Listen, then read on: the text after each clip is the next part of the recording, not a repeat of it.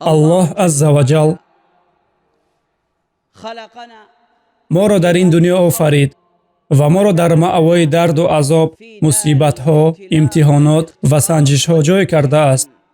رحمت الله، فضل الله، کرامت الله و مهربانی الله نسبت ما آن است که او امتحانها را یک قسم جداناپذیر حیات ما قرار داده است. امتحانات دائم از پی فرزندان آدم است و این به رحمت و مهربانی پروردگار عالمیان منسوب است، زیرا انسان به نهایت نیاز دارد به آن که او با الله رابطه قوی داشته باشد و رابطه انسان با الله دقیقاً هنگام همین مصیبت‌ها، امتحانات و سنجش‌ها قوی می‌گردد. هر باره که الله تو را امتحان می‌کند، تو به الله باز می‌گردی و این امتحان برای تو همچون آگاهی و یادآوری است که قلب تو را به پروردگار نزدیک می‌کند. برادران دوستدارم، این امتحانات جزا نیستند، بلکه رحمت و مهربانی الله میباشند. پیامبر صلی الله علیه و سلم گفته است: شخص مؤمن وابسته از ایمانش امتحان کرده می شود. بنده وابسته از اندازه ایمانش امتحان کرده می شود. الله عز و جل امتحانات را از پیامبران شروع کرده است. بعداً الله اولیاها را امتحان میکند، بعداً پرهیزگاران، بعداً کسانی که از دیگران بهترند، چنانه که پیامبر صلی الله علیه و سلم این را به ما فهمانیده است. ای مسلمانان، این دنیا مأوای سنجش‌ها و رنج و عذاب است. این دنیا بهر هیچ نفر به مصیبت نیست. هر کس هر زمان امتحان می شود. والله تو حتی با لباست امتحان کرده می شوی. تو لباس نو را می پوشی و آن ناگاه افلاس می شود و همین برای تو امتحان می شود. مگر پیامبر دوستدار ما صلی الله علیه و سلم نگفته است؟ به سخنان او بیاندیشید. او صلی الله علیه و سلم گفته است: این دنیا زندان است برای مؤمن. آیا کسی می تواند که در زندان آرام باشد؟ تشویشات همیشگی که هیچگاه خاتمه نمی‌یابند. این دنیا برای من و برای تو برادرم و برای تو خواهرم، این دنیا زندان است. گمان نکن که در آن همیشه شادی میکنی. برعکس، اگر تو تنها شادی کنی، این عجیب خواهد بود. حیران میشوید که چرا به شما تنها شادی می آید ولی امتحان و سنجش نمی آید.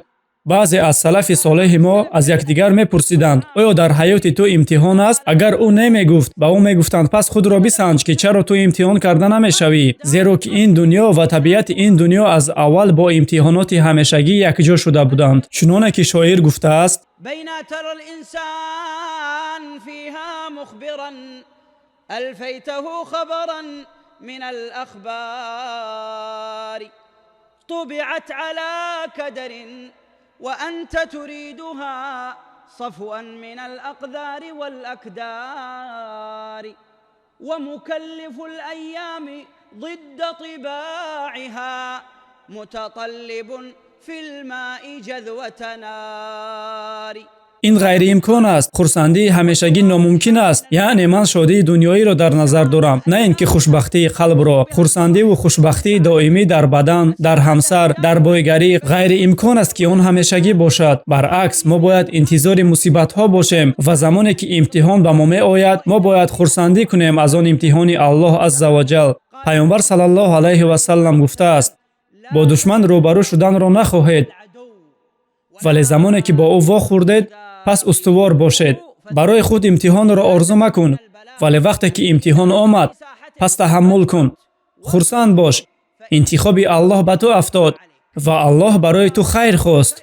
تو را با همسرت امتحان میکنند، تو را با فرزندانت امتحان میکنند، تو را حتی با خودت امتحان میکنند. امتحان تو به داراییت و نزدیکان دوستدارت دخل داشته میتواند. تو را با سلامتیت امتحان میکنند. تو در اول سلامت بودی و ناگه بیماری فرا رسید، بعد بردمی ضعیفی فرا رسید، بعد جوانی پیرانسالی فرا رسید. در اول زوجت تو را دوست می‌داشت، حالا باشد او به تو نفرت دارد. این امتحان است. در اول فرزندت از گپ تو نمیبرآمد، حالا باشد او تو را نافرمانی میکند. این امتحان و مصیبت است. تو در اول بایگری زیاد داشتی، حالا باشد از چندین نفر قرض داری. این امتحان است و این همه رحمت الله عز و جل می باشد. احتمال است که الله تو را با رفیقانت و نزدیکانت امتحان میکند. در بین شما محبت و برادری بود و تو حتی گمان میکردی که اگر به پای تو خور بخلد همه آنها در اطراف تو جمع میشوند، ولی ناگهان همه آنها از تو دور میشوند. این امتحان و مصیبت است. از این رو گفته شده است و به این سخنها خوب دقت کنید که در آن معنای اصلی و سیره نهان است که این دنیا امتحان و سنجش است. حتی اگر آن به دوستی نزدیک یا رفیقت ربط داشته باشد ки баҳри ӯ тамоми ҳаётатро сарф кардӣ. Шоир мегӯяд: عجبا لدار الهم والأحزان عجبا لدار الغم والأشجان عجبا لها تبكي وتضحك إنها دار لها في كل يوم شان ألقى الأحبة في الرخاء كأنهم هم عدتي وهم لي العضدان فإذا الحوادث كشرت عنا بها عزف الصديق وشلت العضدان رباه يا من بالسريرة عالما يا عالما لي خلوتي ومكاني أشكو إليك من الحوادث كلها أشكو إليك مذلتي وهواني لا تجعلن إلى ابن آدم حاجتي لا تجعلن يد الأنام عناني. амин ё аллоҳ. ва он касе ки дар имтиҳон қарор гирифт фарқ мекунад аз он касе ки маззаи имтиҳонро ҳатто нашашид ва он касе ки дар имтиҳонот зиндагонӣ кард фарқ мекунад аз он касе ки дар имтиҳонот зиндагонӣ накард. имтиҳон барои қалб тунд аст, вале барои муъминон лаззати ширин дорад. пас хушҳол бошед, зеро Аллоҳ субҳанаҳу ва таъала гуфтааст. ин ҷумла сиғаи хабарии феъл мебошад. муҳим нест ки шумо розиед ё ин ки не. ҳам ҳокимонро ва ҳам камбағалонро, ҳам паёмбаронро ва ҳам пайравони онҳоро, ҳамаро ин имтиҳонот лозиманд. мо фикр намекунем ки дар дунё нафаре бошад ки бо чизе имтиҳон нашуда бошад. валлоҳи ҳатто ҳокимон имтиҳоноти худро доранд ва ҳатто подшоҳон ва дорандагон. валлоҳи нест чунин шахсияте ки ба дунё омада бошад ва ӯ ба имтиҳон дучор нашуда бошад. ва ҳатто на ин ки як бор имтиҳон меояду меояд. суннати Аллоҳ чунин аст.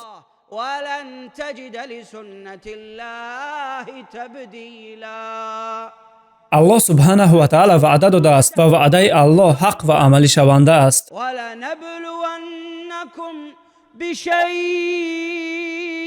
ин неъматро бубинед. ҳатто агар туро як мусибати бузурге фаро гирад, Аллоҳ мегӯяд бо чизи андаки хурд ولنبلونكم بشيء من الخوف والجوع ونقص من الأموال والأنفس والثمرات ва агар имтиҳон омад, وبشر الصابرين. ё Аллоҳ моро аз ҷумлаи онҳо бигардон. пайғамбар саллаллоҳу алайҳи ва саллам гуфтааст: вазъияти муъмин аҷиб аст. ҳар он чи ӯро фаро гирад барояш хайр аст. замоне ки ӯ хушҳол бошад, Аллоҳро шукр мекунад ва ин барояш хайр аст. ӯ мегӯяд ин ҳама неъмат аз ҷониби Аллоҳ аст, на ин ки аз ман. замоне ки ӯро хушҳолӣ фаро гирад, ӯ Аллоҳро ҳамд мегӯяд ва ин барояш хайр мебошад. ва замоне ки ӯро мусибат фаро гирад, сабр мекунад ва ин барояш хайр аст. бародари ман, ҳамоне ки туро мусибат фаро гирифтааст, хоҳари ман ки дар имтиҳон ҳастӣ, хушҳол шавед ва ором бошед, зеро ки валлоҳи ин имтиҳон туро фаро гирифт танҳо бо сабаби он ки Аллоҳ туро дӯст медорад ва туро махсус интихоб кардааст. Аллоҳ паёмбаронро имтиҳон кардааст. танҳо тасаввур кунед ки чӣ имтиҳоноти шадиде фаро гирифтанд паёмбари моро саллаллоҳу алайҳи ва саллам. валлоҳи ҳар нафаре ки сирати расулуллоҳ саллаллоҳу алайҳи ва салламро бихонад, ҳолатҳои бениҳоят аҷибро мушоҳида мекунад. имтиҳоноти ӯ аз замони таваллудаш оғоз гардид. ҳатто як рӯзе набуд дар ҳаёти расулуллоҳ саллаллоҳу алайҳи ва саллам ки ӯ дучори имтиҳон нашуда бошад. вале ӯ кист? ӯ касест ки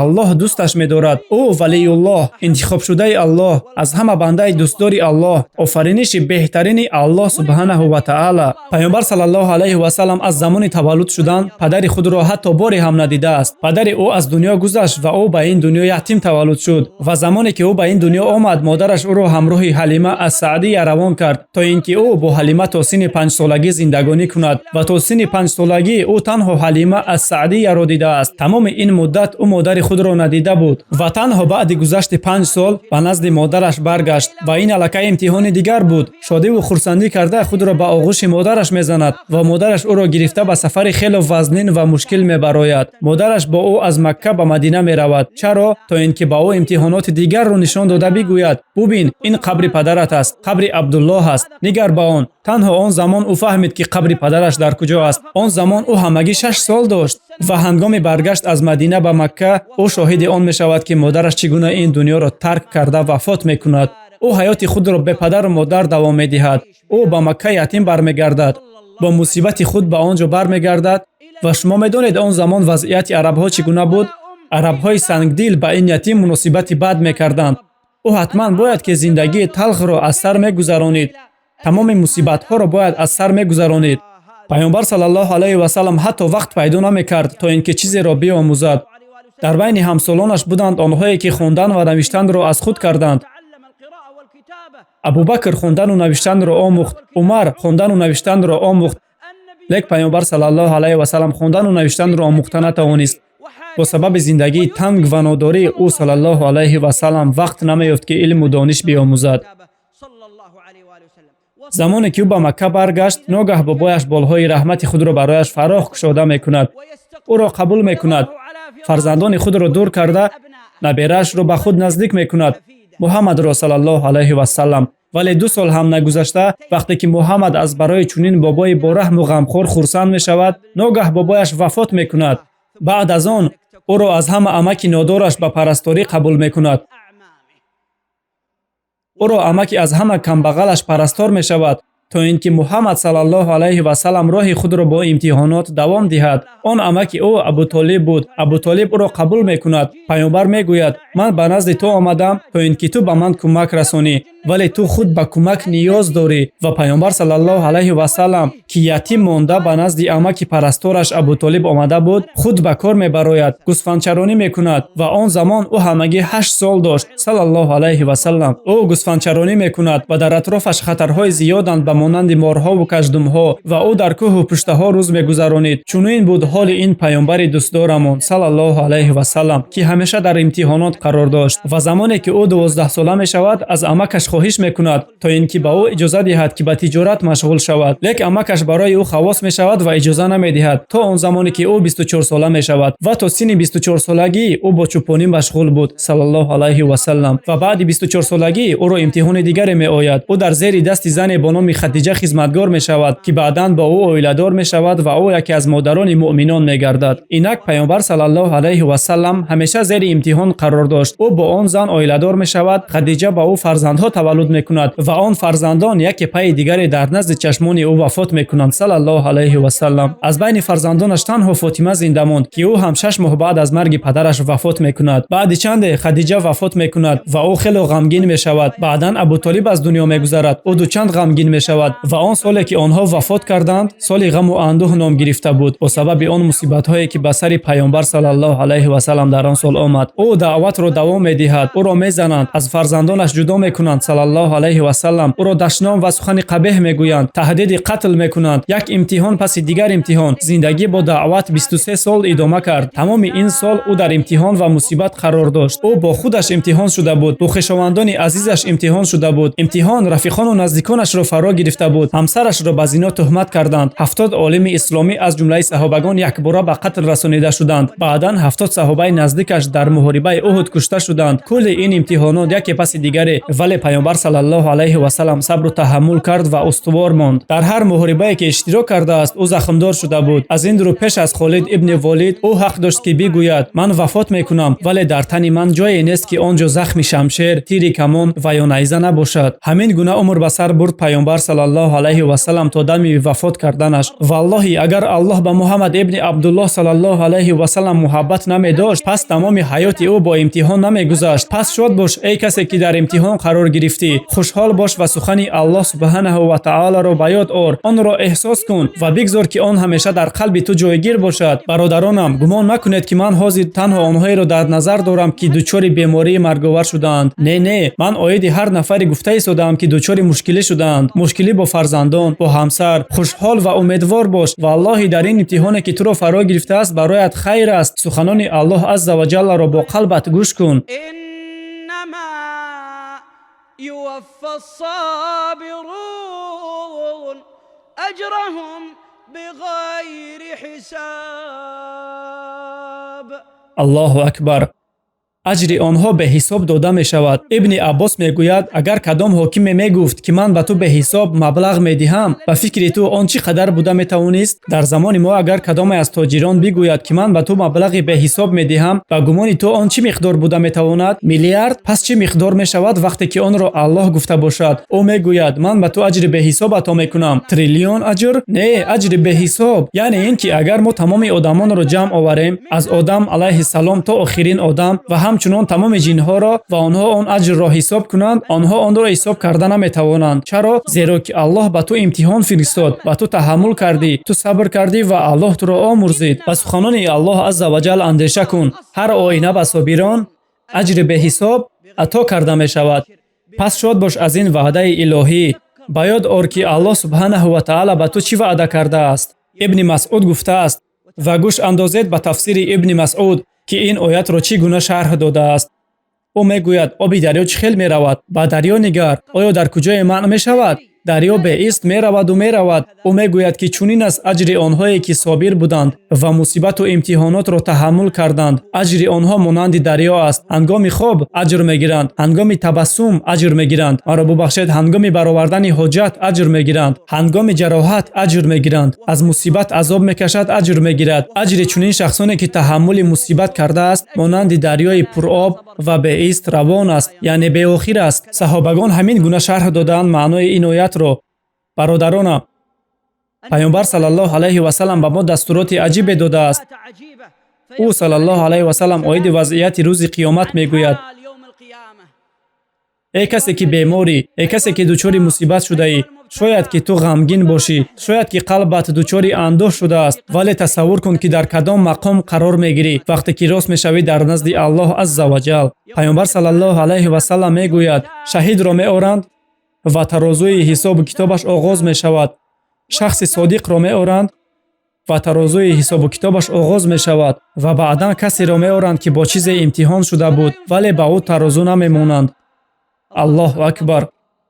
شخصی را می آورند که با چیز امتحان شده بود ولی با او ترازوی حساب و کتاب نمی مانند. او الکی در دنیا عذابش را کشیده است. او را در دنیا چنان مصیبت های فرا گرفته بودند که الله سبحانه و تعالی تمام گناهان، خطاگی ها و جنایت هایش را مغفرت کرده است و او پاک و پاکیزه ترک دنیا کرد تا اینکه با الله عز و جل واخورد، زیرا الله از او رضامند است. پیامبر صلی الله علیه و سلم می گوید در روز قیامت، در آن روز دشوار و دهشتناک، در آن روزی که هر یک نفر راه نجات می جوید، در روز قیامت آدمانی که در دنیا همیشه در حضور و حلاوت زندگانی میکردند آرزو میکنند که ای کاش در دنیا ما را پورا میکردند. آنهایی که در دنیا دچار مصیبت های دشوار نشدند و آنها از آن مصیبت ها هراس داشتند، او را اندک سلفه فرا گرفت و او الکی گویا عذاب میکشد. در روز قیامت او آرزو میکند که ای کاش او را در دنیا زنده به زنده پورا میکردند. چرا؟ پیامبر صلی الله علیه و سلم میگوید که در روز قیامت شخصانی که در دنیا با حضور و حلاوت میزیستند آرزو میکنند که ای کاش آنها را در دنیا پورا میکردند. هنگام میبینند مقام و مرتبه آنهایی را که در دنیا دچار عذاب و شکنجه شده بودند، مقام بالا، درجه بلند، آنها آن مقام را آرزو میکنند و میگویند ای کاش ما را در دنیا مصیبت ها فرا میگرفت و ما تحمل میکردیم تا که ما نیز امروز آن مقامی را سزاوار میشدیم که آن عذاب دیدگان سزاوار شده اند. برادر گرامیم، وقتی که تو را مصیبت فرا میگیرد بدون اولین چیزی که الله میخواهد هنگامی که تو را امتحان میکند این به تو یادآوری کردن بزرگی الله میباشد. از این رو در بعض حدیث ها آورده شده است که پیامبر صلی الله علیه و سلم میگوید به درستی که الله بنده اش را امتحان میکند و او را امتحان میکند تنها به خاطر که صدای بنده اش را بشنود. الله تو را دوست می‌دارد. ای کسی که دچار مصیبت شده ای، الله میخواهد که تو بگویی یا الله مرا شفا ده، یا الله مرا تنها مگذار، یا الله من به تو نیاز دارم. الله میخواهد صدای تو را بشنود. از این سبب او تو را امتحان میکند. با درستی که الله بنده اش را تنها به خاطر صدایش را شنیدن امتحان میکند و وقتی که بنده میگوید یا رب، الله میگوید بله بنده من اینجایم و خواهشات تو را اجرا میکنم. بله بنده من در رو به رویتم.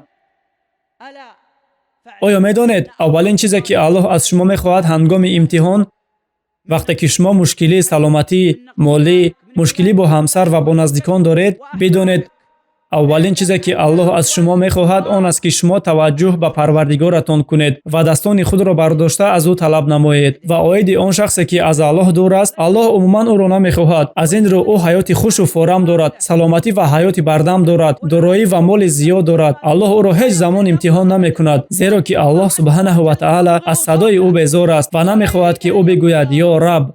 شاید که شیطان به نزد ما آمده ما را فریب دهد که ما نیز مانند آنها بودن میخواهیم و شاید بگوییم یا پروردگار ما را مثل آنها بگردان، ما را امتحان مکن. والله آن امتحانی که تو را فرا گرفت برایت بهتر است از آن که تو مثل آنها شوی. و درستی که الله تو را انتخاب کرد و امتحان کرد، این سنجش الله است. پیامبر صلی الله علیه و سلم میگوید اگر الله کدام از آدمان را دوست بدارد پس آنها را امتحان میکند. همچنین پیامبر صلی الله علیه و سلم گفته است اگر الله کدام از بنده‌اش را دوست بدارد پس او را امتحان میکند، یعنی با او مصیبتی را روا نمیکند که آن میتواند به خود او یا به خانواده‌اش دخل داشته باشد. پس شاد باش، الله میخواهد که تو به او بازگردی، دستانت را به دعا بردار، دعای زیاد بکن، عملهای صالح را زیاد بکن، از الله زیاد استغفار طلب کن. از جمله آنها نباش که درس عبرت نمیگیرند. اگر مصیبت از تو برطرف نشود پس این با سبب آن است که تو غافل شده ای. پس به خود آی و به الله بازگرد. شاید که غافلی تو مثل غافلی گناهکاران نیست، نه البته، ولی الله تو را از دیگران دیده زیاد دوست می‌دارد. از این خاطر او به تو اجر زیادتی علاوه کرد. از این لحاظ وقتی که ما دچار امتحان میشویم می‌بینیم که ما رو آوردیم به الله سبحانه و تعالی و این درست است. ما به الله رو می‌آوریم. به من پسند است هر باری که من به بیمارخانه میروم من میبینم که در هر اتاق خوابی بیماران کتاب قرآن، تسبیح، جای نماز و کتاب‌های ذکر گذاشته شده‌اند. بازگشت به سوی الله بکن. لیکن من غمگین میشوم وقتی در بیمارخانه بیماری را میبینم که از الم و افسوس بیخود است، با آدمان شکایت دارد، با آنها مشکل‌ها و اندوه خود را نقل دارد، لیک در نزدش قرآن ایستاده است. نه، تو این درس را درست بفهم. از تو میباید که حاضر این کتاب قرآن را بگیری و بخوانی. الله تو را میخواهد، نه اینکه کسی دیگری را. پس به الله سبحانه و تعالی بر بگرد. اینک زمانی که الکی به تو مصیبت آمده است تو باید که صبر کنی. صبر کن. الله عز و جل میگوید يا أيها الذين آمنوا اصبروا وصابروا. این صیغه مبالغوی است، مثل که تو به نهایت نیاز داری به صبر و تحمل، به فداکاری، مبارزه میبری با نفس خود، با شهوات و با خواهشات خود. تو در دین الله سبحانه و تعالی استواری را پیشه میکنی و الله سبحانه و تعالی بر عوض این صبر به ما وعده داده است. الله میگوید وجزاهم بما صبروا جنة وحريرا متكئين فيها على الأرائك لا يرون فيها شمسا ولا زمهريرا. آنها در این دنیا امتحان شده بودند، آنها افگار و بحال شده بودند. زمانی که آنها را داخل جنت میبرند الله امر میکند که از آنها خستگی را کاملا بگیرند، حتی خنوکی و گرمی را. حتی هیچ خنوکی و گرمی نیست. چرا؟ چون که آنها صبر و تحمل کردند و بر عوضش این تختها را صاحب شدند که در آنها یک پهلو میخوابند در داخل جنت. یا الله ما را از جمله آنها بگردان. و از صبر دیده بالا این رضامندی است، تا اینکه تو رضامند باشی. پیامبر صلی الله علیه و سلم میگوید اگر بنده بگوید من از الله همچون پروردگارم، از اسلام همچون دینم و از محمد صلی الله علیه و سلم همچون پیامبرم رضامندم، الله به او رضامندی خود را عطا میکند. من راضیم از الله همچون پروردگار، یعنی من از تمام عملهای الله راضیم. این توحید ربوبیت است، یعنی من راضیم از آن که الله به من مصیبت فرستاد، او مرا بیمار کرد، او بایگری مرا کم کرد، مرا نادار کرد و من به همه اینها راضیم. هر لحظه این را تکرار کن. من راضیم از الله همچون پروردگارم که همه این را عملی میکند، راضیم از اسلام همچون دینم و راضیم از محمد صلی الله علیه و سلم همچون پیامبر و رسول. اگر تو این سخنها را تکرار کنی الله به تو رضامندیش را عطا میکند. هر کی رضامند شود به او رضامندی عطا می شود. یا الله ما را از جمله رضامندان بگردان. یعنی این که ما باید صبر و تحمل کنیم، ولی اگر اجر زیاد بخواهیم ما باید رضامند و با قناعت باشیم. تو مجبور نیستی که رضامند باشی، رضامندی مجبوری نیست. تو مجبور نیستی که بگویی من راضیم از آن که الله سبحانه و تعالی به من مصیبت فرستاد، بیماری و خستگی فرستاد. این سخنها برای شخصانی اند که درجه بلند ایمان دارند. من نمیگویم که ما باید از الله رضا نباشیم، ما باید رضا باشیم. مقصد من این است که انسان میتواند بگوید که من رضا نیستم از این مصیبتی که مرا فرا گرفت، لیک اگر او بگوید من راضیم از آن که الله ман фиристод ва бароям интихоб кард, ин бароям беҳтар аст, пас ин мартабаи авлиёҳо аст. Аммо танҳо сабр ин аз ҳар яки мо мебояд, аз хурду калон, аз одамони қавиимон ва заифимон. Ҳар як нафар бояд сабр дошта бошад. Пас бо сабр бошед ва дараҷаи имонро то мартабаи ризомандӣ бароред. мисле ки дар дохили ин мусибат яке аз ҳикматҳои Аллоҳ мавҷуд аст, ки онро Аллоҳ барои ман махсус интихоб кардааст, ки он бо чашми оддӣ дида намешавад ва бо мантиқ рост намеояд, вале имони ман маро ба он водор мекунад, ки ин барои ман хайр аст. Сабр кардан яъне ин ки мо набояд ба одамон шикоят кунем. ҳеҷ мушкилие нест дар он ки агар мо мусибати худро ба онҳо нақл кунем. Агар ман мусибате дорам ва онро ба одамон нақл мекунам, дар ин мушкилие нест. Пайғамбар саллаллоҳу алайҳи ва саллам гуфтааст ки дарди ман ба дарди ду нафари шумо баробар аст. Ин танҳо хабар ва огоҳӣ буд, на ин ки шикоят. Ба одамон шикоят накардан ин ба сабр дохил мешавад. Инчунин аз омилҳои сабр он аст ки ман аз амрҳои Аллоҳ худдорӣ намекунам. Баръакс ман онҳоро устуворона ба ҷо меорам, чунки замоне мебинӣ ки шахсеро мусибат фаро мегирад ва ӯ бетоқат мешавад. Мебинӣ ки ӯ ба намоз дер мекунад ва ё дигар намудҳои ибодатро ба ҷо намеорад, баъзе амалҳоро иҷро намекунад ва ин ҳама ба хотире ки Аллоҳ субҳанаҳу ва таъоло ӯро бо марги падар ва ё модар ва ё яке аз наздикони дӯстдораш имтиҳон кард. ӯро чунин андӯҳ фаро мегирад, мебинӣ ки ӯ мегӯяд: чаро Аллоҳ ба ман инро муқаддар кард? Мебинӣ ки ӯ тарки намоз мекунад, бар зидди тақдири илоҳӣ эътироз мекунад. Бародаронам, дунё макони имтиҳон аст ва ҳар яки мо бояд ки дар ин дунё имтиҳон шавем ва ҳар он ки камёбӣ бихоҳад, пас бояд ки пайравӣ кунад аз суннати Пайғамбар саллаллоҳу алайҳи ва саллам. Сабру таҳаммул ва ризомандӣ аз Аллоҳ баҳри ба даст овардани мукофоти ӯ. Ризоманд будан аз он ки Аллоҳ барои мо муқаддар кардааст ва интизори мукофоте бошем ки бар ивази сабрамон хоҳем гирифт. ё Аллоҳ моро аз ҷумлаи онҳое бигардон ки дар мусибату имтиҳон сабру таҳаммул мекунанд ва аз ҷумлаи онҳое ки дар ҳоли хурсандӣ туро шукр мекунанд. ё Аллоҳ моро дучори имтиҳоне макун ки моро аз ту дур бисозад ва ё ин ки моро аз тоату ибодати ту воқиф бисозад. ё Аллоҳ ба мо аз раҳмату меҳрубонии худ ато бикун. ё Аллоҳ ба мо аз каромату баракоти худ ато бикун. ё Аллоҳ моро ба худамон магузор ҳатто ба муддати як лаҳза. ё Аллоҳ парвардигори мо ва мавлои мо, моро аз мусибату бадиҳо нигоҳ дор. ё Аллоҳ моро аз ҷумлаи бандагони хушбахтат бигардон. ё Аллоҳ агар моро имтиҳон кардан бихоҳӣ, пас моро дар он имтиҳон устувор бигардон ва ба воситаи он мукофоти моро зиёда ва моро дар назди худ мақоми воло ато бикун. ё Аллоҳ парвардигори мо ва ҳимоятгари мо, баракати моро зиёд кун вале кам макун. Ба мо ато бикун ва моро бенасиб магардон. Моро ҳидоят бикун ва аз роҳи рост моро магардон. Моро ба пеш равона бикун, на ин ки ба қафо. Ба мо манфиат ато кун ва моро барои дигарон манфиатнок бигардон ва моро аз ҷумлаи бандагони солеҳат бигардон. ё Аллоҳ дуруд баракот ато бикун ба пайғамбарамон Муҳаммад саллаллоҳу алайҳи ва саллам. يطمئن الواحد في سجنه القلق الدائم لا ينقطع. هذه الدنيا بالنسبة لي ولك ولك إنما هي سجن.